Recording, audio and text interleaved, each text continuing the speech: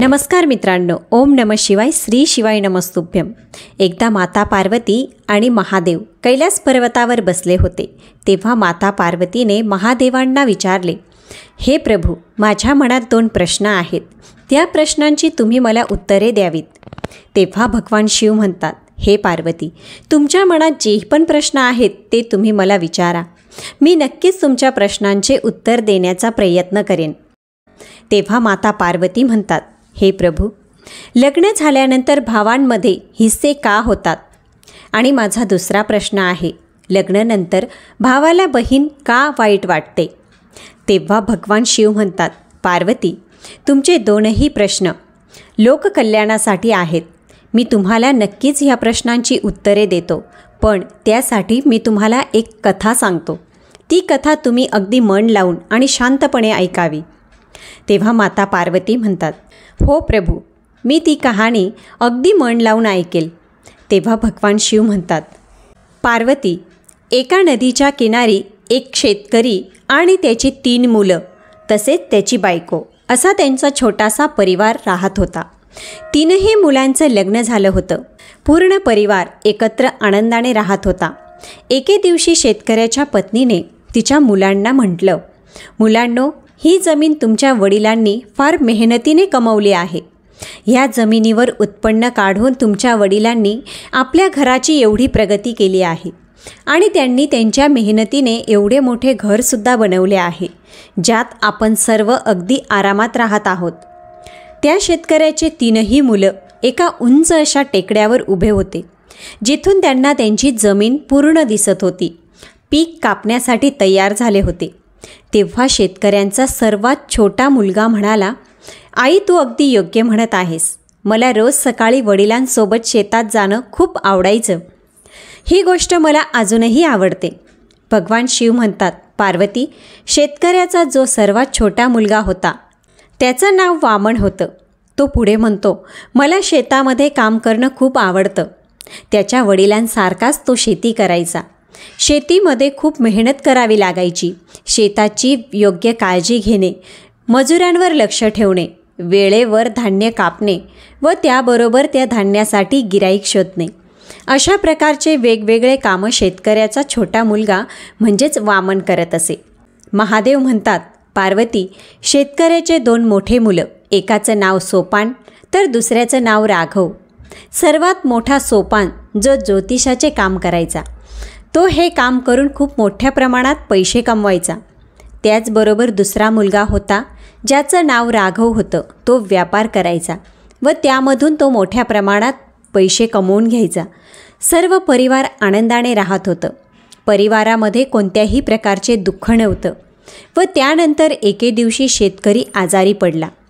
शेतकऱ्याने त्याच्या पत्नीला बोलावलं आणि सांगितलं, माझी आता ही अंतिम वेळ आहे. तू फक्त मला एक वचन दे. तू मुलांमध्ये कधीच आपल्या जमिनीचा, आपल्या संपत्तीचा वाटा पाडणार नाहीस. माझी फक्त हीच इच्छा आहे की आपली 3ही मुलं आयुष्यभर एकत्र मिळून मिसळून राहायला हवीत.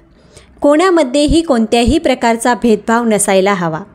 कारण ज्या घरातील एकता भंग होते असे घर पूर्णपणे विखरून जाते. महादेव म्हणतात, पार्वती, तेव्हा शेतकऱ्याची बायको शेतकऱ्याला वचन देते. शेतकऱ्याचा त्यानंतर मृत्यू होतो. दिवस पुढे सरकत होते. एके दिवशी शेतकऱ्याच्या पत्नीने 3ही मुलांना बोलावलं आणि सांगितलं, मुलांनो, मी तुमच्याकडून एक वचन घेत आहे.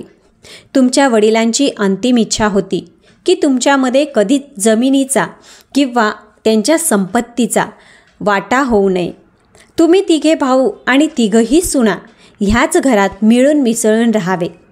कारण ज्या घराची एकता नष्ट होते अशा घराची कधी प्रगती होत नाही. शेतकऱ्याच्या बायकोचं म्हणणं ऐकून 3घे मुलं म्हणाले, हो आई, तुला जसं हवं आहे, जशी वडिलांची इच्छा होती तसंच होईल. आम्ही 3घे भाऊ प्रेमाने राहू. तेव्हा मुलांचे बोलणं ऐकून आईला खूप आनंद झाला. सर्वात मोठा मुलगा जो ज्योतिषामध्ये खूप जास्त निपुण होता. त्यामुळे आजूबाजूचे लोक सोपानकडे वेगवेगळ्या विषयांवर मत मागण्यासाठी यायचे. त्यामुळे त्याचा उदरनिर्वाह खूप छान प्रकारे चालत होता. त्याचबरोबर दुसऱ्या नंबरचा मुलगा तो एक मोठा व्यापारी होता. त्याची सुद्धा कमाई खूप चांगली होती. परंतु सर्वात मोठी अडचण ही होती की शेतकऱ्याचा जो लहान मुलगा होता तो खूप मेहनत करायचा. सकाळपासून संध्याकाळपर्यंत शेतामध्ये मेहनत करायचा, परंतु 2 भावांच्या पेक्षा तो कमी कमवायचा. शेतकऱ्याची 2 मुलं ज्यांची कमाई छोट्या भावापेक्षा जास्त होती, त्यांनी वडिलांना दिलेलं वचन ते विसरतात आणि ते त्यांच्या बायकांसोबत ऐशो आरामाचे जीवन व्यतीत करतात. जेव्हा शेतकऱ्याच्या त्या 2 सुना एवढ्या आरामाचे जीवन व्यतीत करत असतात आणि जो सर्वात छोटा मुलगा होता त्याची बायको घरातच काम करायची. तिला फिरण्यासाठी कधी वेळ मिळायचा नाही. तिची हौस मौस करण्याची वेळ तिला मिळत नव्हती. जेव्हा ती तिच्या त्या 2 जावांना बघायची तेव्हा तिला फार दुःख वाटायचे. ती विचार करायची, आम्ही तर वडिलांच्या वचनाचं पालन करत आहोत, परंतु आमचे मोठे दीर व 2 जावा एवढ्या ऐशो आरामात जीवन जगत आहेत. तेव्हा भगवान शिव म्हणतात, पार्वती, शेतकऱ्याचा जो सर्वात छोटा मुलगा होता त्याची बायको जेव्हा खूप दुःखी झाली, जेव्हा संध्याकाळी तो घरी आला तेव्हा ती त्याला म्हणू लागली, माझ्या भावाच्या घरातून चिठ्ठी आली आहे. त्याने आपल्याला त्याच्या घरी बोलावले आहे. आपल्याला त्याने आमंत्रण पाठवले. काही दिवसांपूर्वीच माझ्या भावाने नवीन घर बांधले होते व त्यामध्ये गृहप्रवेश व्हायचं बाकी आहे. त्याची इच्छा आहे की आपण दोघांनीही काही दिवस त्याच्या घरी जाऊन राहावं. बायकोचं बोलणं ऐकून शेतकऱ्याचा मुलगा म्हणाला, हे बघ, शेतामध्ये खूप जास्त कामं आहेत. माझ्याकडे इतका वेळ नाही. मी तुझ्यासोबत तुझ्या माहेरी नाही येऊ शकत. जर मी तुझ्यासोबत आलो तर शेतीचे कामं अडकतील. तेव्हा ती पत्नी म्हणाली, मग ठीक आहे, आपण आयुष्यभर असेच घरात पडून राहू. आपण आपली कोणतीच इच्छा पूर्ण करायची नाही. पत्नीला रागात पाहून शेतकऱ्याचा छोटा मुलगा म्हणाला, ठीक आहे, मी असं करतो, तुझ्या जाण्याचा काहीतरी प्रबंध करतो, परंतु मी तुझ्यासोबत नाही येऊ शकत. तेव्हा त्याची पत्नी म्हणाली, जर आपण जाऊ तर दोघे जाऊ, नाही तर मीही जात नाही. पत्नीचं बोलणं ऐकून तो म्हणाला, ठीक आहे, जशी तुझी इच्छा. तुला जायचं असेल तर जा आणि जर नसेल जायचं तर नको जाऊ. त्या शेतकऱ्याची छोटी सून तिच्या मोठ्या जावेचं आणि दिराचं वागणं पाहून आधीच खूप चिडलेली होती. ती विचार करू लागली, आम्ही दिवसरात्र मेहनत करत असतो आणि आयुष्य आरामात जीवन हे दोघे जगत आहेत. आणि त्यानंतर असा विचार करून ती त्याला म्हणू लागली, आपण घरातील सर्व काम करण्याचा ठेका घेतला आहे का? घरातील आणि शेतातील काम आपण दोघे मिळून करतो आणि तुमचे दोघे मोठे भाऊ त्यांच्या बायकांसोबत अगदी आरामात जीवन व्यतीत करतात. तुम्ही कधी विचार केला आहे का की माझंसुद्धा मन आहे? मलाही वाटतं आपण सुद्धा असं राहायला हवं. जर त्यांना त्यांचंच करायचं असेल तर आपल्या दोघांची त्यांना काहीच काळजी नसेल. ते दोघे बाहेर जाऊन मौज मस्तीने जीवन जगत आहेत. आपल्या दोघांना घराचं आणि शेताचं सर्व काम करावं लागतं. ते तर त्यांच्या बायकांसोबत फिरायला निघून जातात. मी नेहमी या घरात पडलेली असते. तुम्हीच सांगा, या सर्व आपल्यावर अन्याय होत नाही का? तेव्हा बायकोचं बोलणं ऐकून त्याचे डोळे उघडले. पुढे त्याची पत्नी म्हणाली, आता तुम्ही माझी एक गोष्ट ऐका. तुम्ही आपल्या संपत्तीचा वाटा करा, जेणेकरून आपण दोघे वेगळे राहू शकू. जर आपण वेगळे राहिलो तर आपल्याला सुद्धा फिरण्यासाठी वेळ मिळेल. अशा प्रकारे बायकोचं बोलणं ऐकून वामनला वाटलं की त्याची बायको अगदी योग्य म्हणत आहे. माझं काम माझ्या भावांच्या तुलनेत अगदी महत्त्वपूर्ण आहे. माझ्यामुळे ते दोघे इतक्या आरामात आणि ऐशो आरामात जीवन जगत आहेत आणि मी आणि माझी बायको नोकरांसारखी या घरात सतत काम करत असतो. एके दिवशी जेव्हा सर्व भाऊ घरात जेवण करत असतात तेव्हा शेतकऱ्याच्या सर्वात छोट्या मुलाने त्याच्या आईला आणि भावाला सांगितलं की त्याला वडिलांच्या संपत्तीत हिस्सा हवा आहे. आता तो ह्या घरात राहू इच्छित नाही. सर्वात छोट्या मुलाचं असं बोलणं ऐकून आईला मोठा धक्का बसला. आई म्हणाली, तुमच्या वडिलांची इच्छा होती की सर्वांनी मिळून मिसळून राहावं. तेव्हा सर्वात छोटा मुलगा म्हणाला, परंतु आई, मी एकत्र ह्या घरात राहू शकत नाही. दोघे भाऊसुद्धा वाटप करण्यासाठी तयार झाले आणि म्हणाले, संपत्तीचं वाटप व्हायलाच पाहिजे. जमिनीचे कागद त्यांच्या आधारावर वाटप होणार होतं. वाटप होण्यापूर्वी शेतकऱ्याची पत्नी त्याच्या तिन्ही मुलांना म्हणते, वाटप नंतर होईल. आपल्या घराची ही परंपरा आहे की कोणतेही कार्य करण्यापूर्वी भगवान जगन्नाथाचे दर्शन अवश्य करायला हवेत. तेव्हा आईचं बोलणं ऐकून सर्व मुलं तयार होतात व पुढच्याच दिवशी सर्व मुलं त्यांच्या बायकांसोबत जगन्नाथ यात्रेला जातात. मंदिरात दर्शन घेतल्यानंतर जेव्हा सर्व भाऊ घरी परतत होते तेव्हा त्यांच्या आईने म्हटलं, मुलांनो, मी खूप थकले आहे आणि मला खूप जास्त प्रमाणात भूक लागलेली आहे. तुम्हा सर्वांनासुद्धा भूक लागली असेल आणि आपल्या सर्वांनासुद्धा भूक लागली आहे. आपण असं करूया, एखाद्या चांगल्या ठिकाणी थांबून जेवण करू. गावाच्या बाहेर एक जुनं मंदिर होतं आणि शेजारी जेवणाचं दुकानसुद्धा. जेव्हा सर्व परिवार जेवणाची तयारी करू लागले तेव्हा आईने म्हटलं, मुलांनो, आपण जेवणासाठी चाललो आहोत, परंतु पैशांची पिशवी मी कुठेतरी विसरली. त्यामुळे इथून घरी जाण्यासाठी आपल्याला खूप पैशांची गरज आहे आणि इथे जेवण्यासाठी सुद्धा आपल्याला पैसे लागतील. जर आपल्याकडे पैसे नसतील तर आपण घरी कसं जाणार? अन्नसुद्धा खाऊ शकणार नाही. आता एकच उपाय आहे. मी माझ्या या तिन्ही सुनांसोबत या मंदिरात थांबते आणि तुम्ही तिघांनी गावात जाऊन काहीतरी काम शोधा आणि तिघांनीही वेगळे वेगळे काम करा. तुम्ही जे काही कमवून याल त्या पैशातून आपण काहीतरी खाऊ आणि इथून घरी जाऊ. तेव्हा तिन्ही मुलांना आईचे म्हणणं पटलं. तिघे भाऊ वेगवेगळ्या दिशेने पैसे कमवण्यासाठी निघून गेले. चालता चालता शेतकऱ्याचा छोटा मुलगा एका अशा स्थानावर पोचला जिथे एका गंभीर विषयावर काहीतरी चर्चा चालू होती. तेव्हा त्यानं विचारलं, तुम्ही कोणत्या काळजीत आहात आणि कोणत्या गंभीर विषयावर बोलत आहात? मी तुमची काही मदत करू शकतो का? तेव्हा तिथे उभे असलेले लोक म्हणाले, जमिनीच्या ह्या भागामध्ये नेहमी पाणी असतं, त्यामुळे आम्ही ह्या भागामध्ये काहीच पीक उगवू शकत नाही आणि तरीसुद्धा आम्हाला राजाला ह्या जमिनीचा महसूल द्यावा लागतो. आता आम्ही काय करावं आम्हाला काहीच कळत नाही. त्या लोकांचं हे बोलणं ऐकून शेतकऱ्याचा मुलगा म्हणाला, जर तुम्ही धान्य उगवण्याची युक्ती सांगितली तर मला काय बक्षीस मिळेल? तेव्हा ते लोक म्हणू लागले, जर तुम्ही आम्हाला धान्य उगवण्याची चांगली युक्ती सांगितली तर आम्ही तुम्हाला चांदीच्या 100 मोहरा देऊ. वामन शेती करण्यात अतिशय निपुण होता. त्याने त्या लोकांना सांगितले, शेण आणि माती एकत्र करा, त्यापासून गोळे बनवा, त्यांना थोडे ओले ठेवा व त्यानंतर प्रत्येक गोळ्यामध्ये बी टाका व त्यांना वाळण्यासाठी सोडून द्या. गावातील लोक मन लावून वामनचे बोलणे ऐकत होते. गावातील लोकांनी विचार केला, या गोळ्यांचं काय करायचं? तेव्हा वामन म्हणाला, त्या गोळ्यांना ह्या जमिनीमध्ये टाकून द्या. गोळे जमिनीमध्ये टाकल्यावर त्या बियांपासून चांगल्या प्रकारे धान्य येईल. गावातल्या लोकांना वामनची ही युक्ती खूप आवडली आणि त्यांना पटलंसुद्धा की असं जर केलं तर नक्कीच ह्या पाणी साचलेल्या जमिनीमध्ये धान्य उगवू शकेल. ते वामनवर खूप खुश झाले. त्यांनी त्याचे आभार मानले आणि 100 मोहरा भेट दिल्या. ज्या 100 मोहरा घेऊन तो आईजवळ मंदिरात परत आला.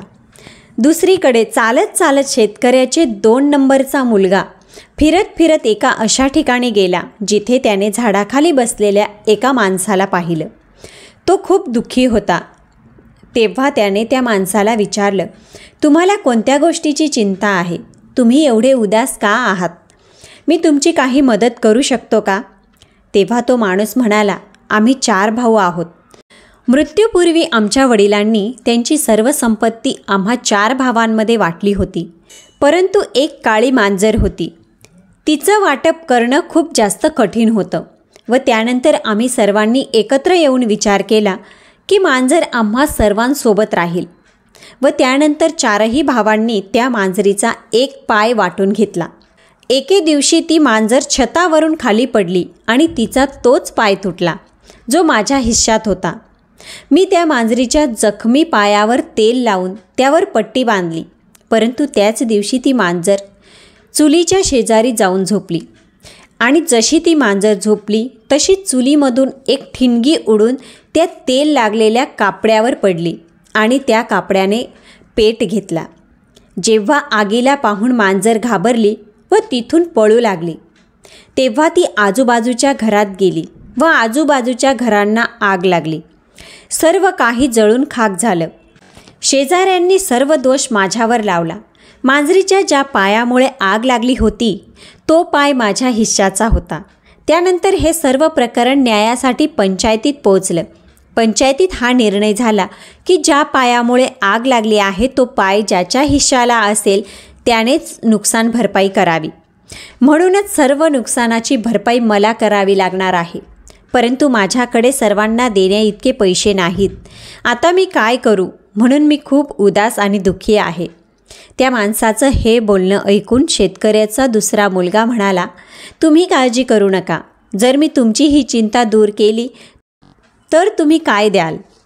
तेव्हा तो माणूस म्हणाला, तुम्ही माझी ही चिंता दूर केली तर मी तुम्हाला चांदीच्या 500 मोहरा देईल. शेतकऱ्याचा मुलगा म्हणाला, तुम्ही जा आणि तुमच्या शेजाऱ्यांना व गावातील वडीलधाऱ्या माणसांना जमा करा. मी तुम्हाला तिथेच भेटतो. तेव्हा शेतकऱ्याच्या मुलाचं बोलणं ऐकून तो माणूस त्याच्या सर्व शेजाऱ्यांना बोलावून आणतो.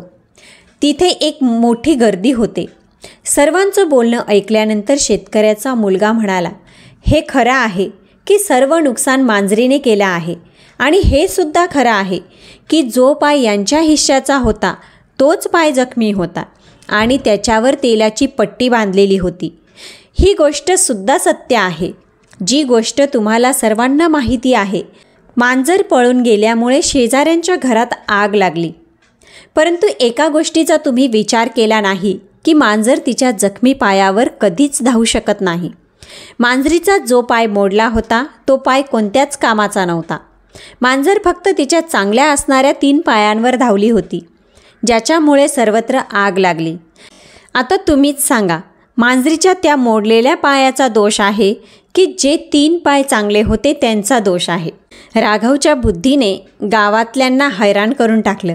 सर्वांनी राघवच्या बोलण्याला समर्थन दिलं व त्यानंतर निर्णय घेण्यात आला की जे 3 पाय चांगले होते त्यांचे मालक नुकसानीची भरपाई करतील. हे ऐकून जखमी पायाचा मालक खूप आनंदी झाला. त्याने ताबडतोब राघवला 500 चांदीच्या मोहरा दिल्या. शेतकऱ्याचा दुसरा मुलगासुद्धा चांदीच्या 500 मोहरा घेऊन आईजवळ पोहोचला. आता सर्वात मोठा मुलगा तो सुद्धा पैसे कमवण्यासाठी गेला होता. तो चालत चालत एका अशा ठिकाणी पोहोचला जिथून रडण्याचा आवाज येत होता. ते घर खूपच मोठे होते. त्या घराच्या बाहेर एक पहारेदार उभा होता. तेव्हा शेतकऱ्याचा मोठा मुलगा विचार करू लागला, अशा आलिशान घरात राहणारा एखादा व्यक्ती का रडत असेल? शेवटी याला अडचण काय असेल? शेतकऱ्याचा मुलगा पुढे चालत जातो. शेतकऱ्याचा मुलगा पुढे चालत जाऊन पहारेदाराला विचारतो, एक गोष्ट सांगा, या घरातून रडण्याचा आवाज का येत आहे? तेव्हा शेतकऱ्याचा मुलाचं बोलणं ऐकून तो पहारेदार म्हणाला, तुम्ही घराच्या आतमध्ये या आणि स्वतः विचारा. तो मुलगा जेव्हा घरामध्ये गेला तेव्हा त्याने विचारलं, तुम्हाला काय टेन्शन आहे? तुम्ही का रडत आहात? मी तुमची काही मदत करू का? भगवान शिव म्हणतात, पार्वती, तो रडणारा माणूस शेतकऱ्याच्या मोठ्या मुलाला म्हणू लागला, अरे भावा, हे राजा माणसंसुद्धा वेगळ्याच प्रकारचे वेडे असतात. आमच्या राजाने मला एका हत्तीचं वजन किती आहे हे विचारलं आणि जर मी असं करू शकलो नाही तर राजा माझं मस्तक धडापासून वेगळं करेल. आणि इतकं म्हटल्यानंतर तो मंत्री जोरजोरात रडू लागला. मंत्र्याचं असं बोलणं ऐकून शेतकऱ्याचा मुलगा म्हणाला, तुम्ही काळजी करू नका. जर मी तुम्हाला हत्तीचे वजन किती आहे हे सांगितले तर मला काय बक्षीस मिळेल?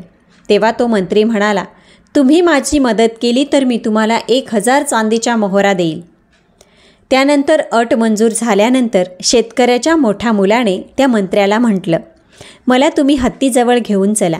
व त्यानंतर जेव्हा ते हत्तीजवळ गेले तेव्हा तो मुलगा त्या मंत्र्याला म्हणाला, या हत्तीला एका नदीजवळ घेऊन चला, जिथे खूप साऱ्या होड्या असतील.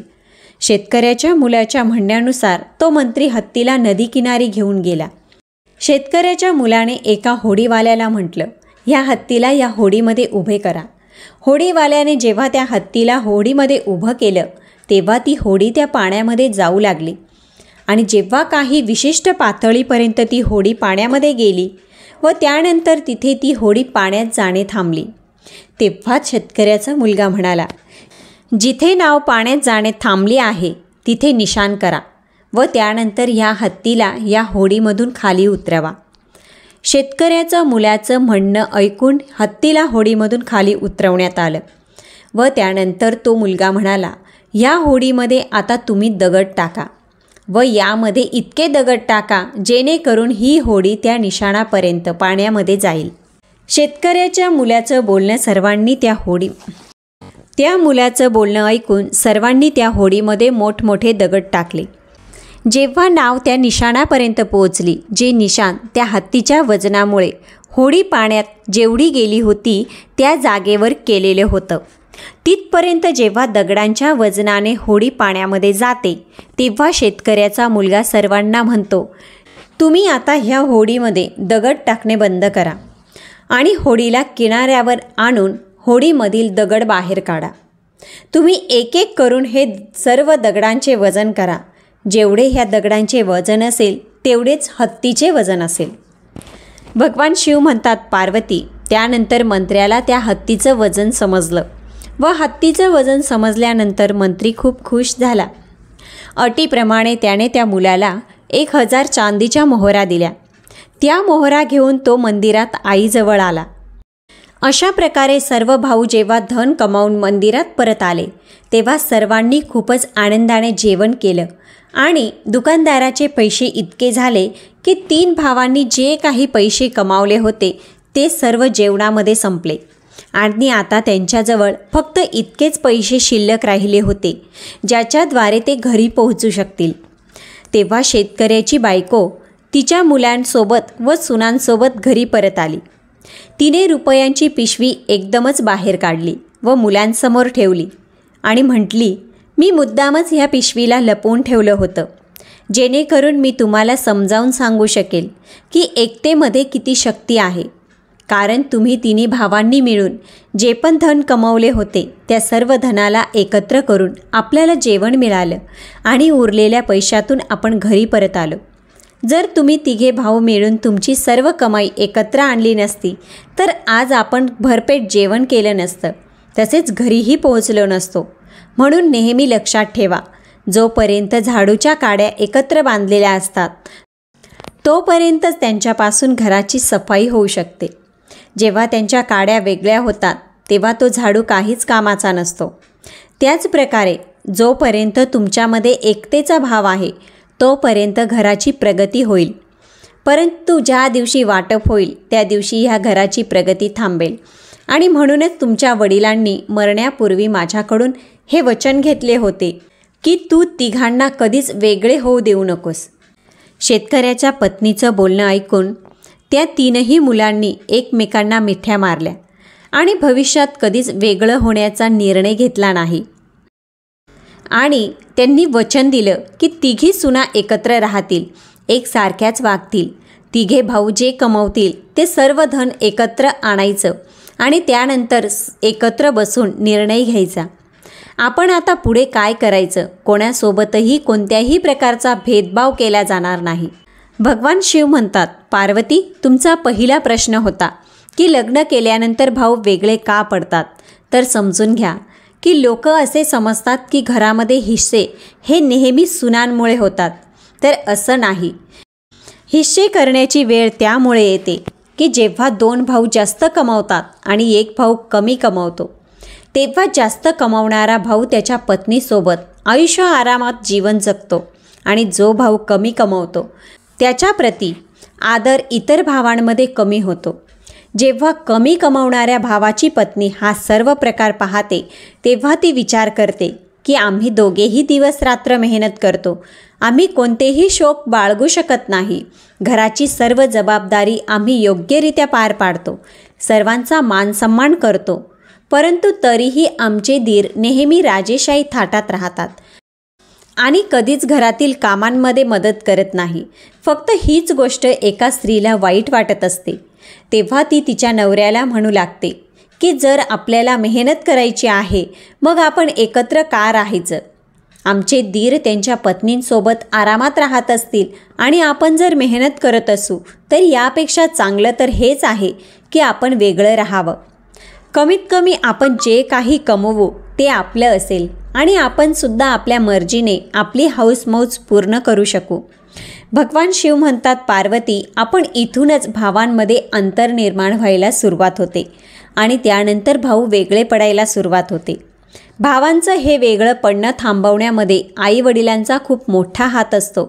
जर आईवडील ह्या बुद्धिमान आईप्रमाणे त्यांच्या मुलांमध्ये संस्काराची पेरणी करत असतील की जरी कोणी कमी कमावलं आणि कोणी जास्त कमावलं तरी सर्व भावांनी त्यांची सर्व कमाई एकत्रित करावी आणि पुढे जे काही करायचं असेल ते सर्व भावांनी मिळून एकत्र येऊन निर्णय घेऊनच करावे. त्याचबरोबर सर्व सुनांना एकसारखी वागणूक द्यावी आणि जर असं होत असेल तरच त्या घरामध्ये मुलं कधीच वेगळी पडत नाहीत.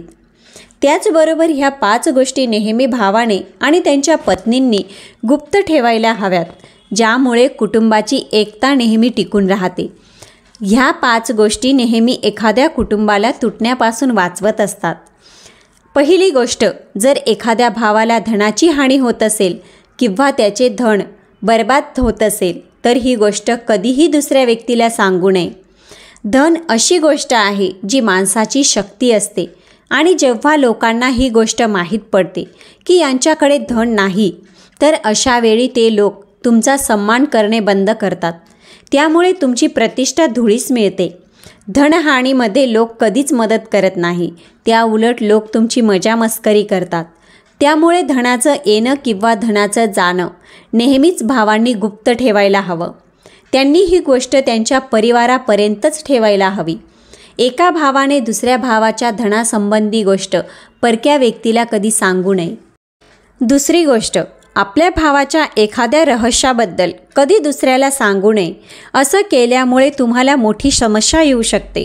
कारण जर तुम्ही एखाद्या परक्या व्यक्तीला तुमच्या भावाचं रहस्य सांगितलं आणि एखाद्या कठीण काळामध्ये तुमची त्या व्यक्तीसोबत मैत्री तुटली असेल, मग अशा परिस्थितीत तो तुमच्या भावाचे सर्व गुपित सार्वजनिक करतो. त्यामुळे तुम्ही लोकांमध्ये फक्त हास्याचे कारण बनून राहता व त्यानंतर तुम्हाला त्या गोष्टीचा खूप त्रास सहन करावा लागतो.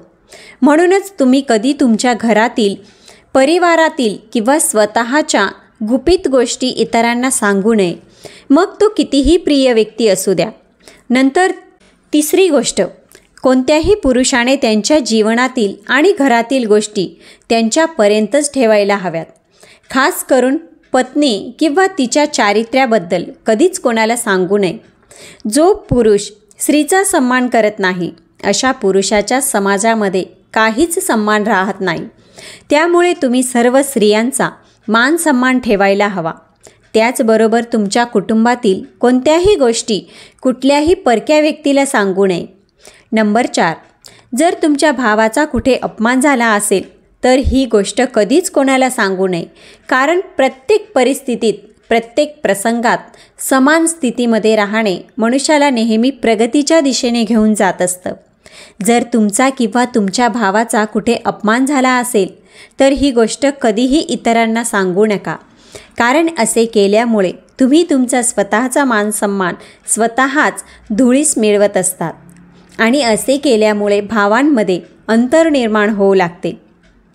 5वी गोष्ट, जर तुम्ही किंवा तुमचा भाऊ कुणाकडून फसवले गेले असाल किंवा कोणी तुम्हाला फसवले असेल तर ही गोष्ट सर्व भावांनी त्यांच्यापर्यंतच ठेवायला हवी. तुमच्या फसवणुकीची माहिती दुसऱ्यांना सांगणे याचा अर्थ तुम्ही स्वतःचीच निंदा करून घेत आहात. जर तुम्ही असं करत असाल तर लोक तुम्हाला मूर्ख समजतील आणि म्हणूनच कधीच कुठल्याही भावाने असं करू नये. भगवान शिव म्हणतात, पार्वती, तुमचा दुसरा प्रश्न होता, लग्नानंतर भावाला त्याची बहीण वाईट का लागते? तर समजून घ्या, भाऊ बहिणीचं नातं या जगातील सर्वात अनमोल नातं आहे. ह्या नात्यांमध्ये जर तक्रार असतील तर मोठ्या प्रमाणात प्रेमसुद्धा असते. जिथे बहीण नेहमी भावाची साथ देत असते तर भाऊसुद्धा नेहमी बहिणीची रक्षा करत असतो. दोघांनाही एकमेकाची खूप जास्त काळजी असते. लग्नाच्या पूर्वी तर दोघांमध्ये सर्व काही अगदी चांगलं असतं, परंतु लग्न झाल्यानंतर ह्या नात्यांमध्ये कटुपणा येऊ लागतो. काही वेळे ही नाराजगी इतकी वाढते की भाऊ किंवा बहीण आयुष्यभर एकमेकांचा चेहरासुद्धा पाहत नाही. तर हे पार्वती समजून घ्या, ह्या 5 कारणांमुळे भाऊ आणि बहिणीच्या नात्यामध्ये दुरावा निर्माण होतो. पहिली गोष्ट, लग्न झाल्यानंतर एका बहिणीने तिच्या आईसोबत आणि भावासोबत वहिनीला सुद्धा तितकेच प्रेम आणि मानसन्मान द्यायला हवा, जेवढा ती तिच्या भावाला आणि आईला देत असते. वहिनीला कधीही काहीही वाईट शब्द बोलू नये, ज्यामुळे वहिनी नाराज होईल आणि तिची ही नाराजगी तिच्या नवऱ्यापर्यंत पोहोचेल. ह्या गोष्टीवर भाऊ तुम्हाला काही म्हणणार नाही, परंतु तो तुमच्यापासून ठराविक अंतर नक्कीच ठेवेल. दुसरी गोष्ट, बहिणीला दुर्लक्षित करणे. ज्या प्रकारे बहिणीचा वहिनीप्रती चांगला व्यवहार भावाचं मन जिंकत असतो, त्याच प्रकारे जर बहीण विवाहित असेल तर भावाने तिला दुर्लक्षित करू नये. अशामुळे नात्यांमध्ये दुरावा होऊ शकतो. भावांचं हे कर्तव्य आहे की लग्नानंतर सुद्धा त्याने बहिणीवर तितकंच प्रेम करावं जितकं तो लग्नापूर्वी करत होता. जर बहिणीचं लग्न झालं नसेल तरीसुद्धा तिचं म्हणणं ऐकून घ्यायला हवं आणि तिच्याप्रती त्याची जी काही जबाबदारी असेल ती त्याने पुरेपूर पार पाडायला हवी. तिसरी गोष्ट, विवाहित दाम्पत्याच्या खाजगी आयुष्यात लक्ष घालणे. जी बहीण त्याच्या भावाच्या खाजगी आयुष्यात गरजेपेक्षा जास्त लक्ष घालत असेल, असा भाऊ आणि बहिणीमध्ये कधीच नातं टिकत नाही. चौथी गोष्ट, कित्येक वेळा जन्मापासून लग्नापर्यंत भाऊ बहीण एकमेकांसोबत मोठ्या प्रमाणात अनौपचारिक राहत असतात, नेहमी भांडण करत असतात, वेळोवेळी एकमेकांची मजामस्करी करत असतात, त्याचप्रमाणे प्रेमाने राहत असतात. परंतु काही भाऊ बहीण ह्या नात्याला लग्नापर्यंत फक्त औपचारिक पद्धतीने निभावतात. असं केल्यामुळे भाऊ बहिणीचं नातं खराब होतं. त्यामुळे नेहमी एकमेकांची चौकशी करत राहायला हवी, तब्येतीची काळजी करत राहायला हवी आणि लहानपणीच्या आठवणी नेहमी ताज्या करत राहायला हव्यात. पाचवी गोष्ट, टोमणे मारण्याची सवय. काही भाऊ बहिणीचं नातं फक्त यामुळे खराब होतं कारण बहिणी नेहमी भावाला वेगवेगळ्या कारणांवरून टोमणे मारत असतात. लग्नानंतर भावाच्या वागण्यामध्ये थोड्या प्रमाणात बदल येत असतो कारण भावाला सुद्धा त्याचं कुटुंब आहे, त्यालासुद्धा त्याच्या कुटुंबाची काळजी असते. मग अशा वेळी प्रत्येक वेळी हाच टोमणा मारणे की भाऊ पहिल्यासारखा राहिला नाही, भाऊ बदलला आहे. जर एखादी बहीण भावाला नेहमी असे टोमणे मारत असेल तर निश्चितच अशा नात्यांमध्ये दुरावा निर्माण होत असतो. अशा प्रकारे भगवान भोलेनाथांकडून कथा ऐकल्यानंतर माता पार्वतीचे मन तृप्त झाले आणि माता पार्वती यांना त्यांच्या 2ही प्रश्नांची उत्तरं मिळाले. मित्रांनो, आजचा व्हिडिओ जर तुम्हाला महत्त्वपूर्ण वाटला असेल तर कॉमेंटमध्ये ओम नमः शिवाय अवश्य लिहा आणि व्हिडिओला एक लाईक अवश्य करा.